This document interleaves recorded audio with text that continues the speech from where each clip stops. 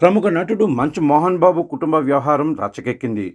గుర్తు తెలియని వారు తనపై దాడి చేశారని, తనకు తన భార్య మౌనికకు ప్రాణహాని ఉందంటూ మంచు మనోజ్ పహాడీ షరీఫ్ పోలీస్ స్టేషన్లో ఫిర్యాదు చేశారు. ఇది జరిగిన కొద్ది నిమిషాల్లోనే ఆయన తండ్రి మోహన్ బాబు రాచకొండ సిపి సుధీర్ బాబుకు లేఖ ద్వారా ఫిర్యాదు చేశారు.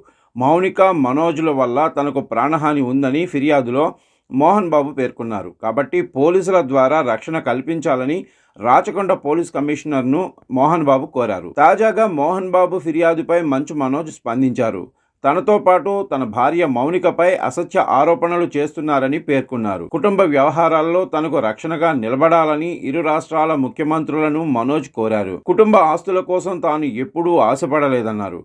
కుటుంబ గౌరవాన్ని కాపాడేందుకు ప్రతిసారి ప్రయత్నం చేశానన్నారు. ఈ వివాదాల్లో తన కూతుర్ని కూడా తీసుకురావడం చాలా బాధాకరమన్నారు. గత కొన్నేళ్ల నుంచి ఇంటి నుంచి మా కుటుంబానికి దూరంగానే ఉంటున్నామని మనోజ్ తెలిపారు.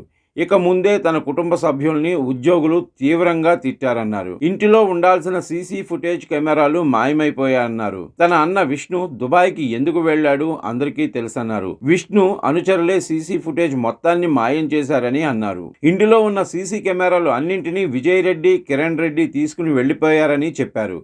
తాను ఆస్తుల కోసం ఎప్పుడూ ప్రాకులాడలేదని, ఆస్తులు కావాలని ఎప్పుడూ ఇబ్బంది పెట్టలేదన్నారు. నేను నా భార్య సొంత కాళ్ల మీద నిలబడి సంపాదించుకుంటున్నామని మంచు మనోజ్ తెలిపారు.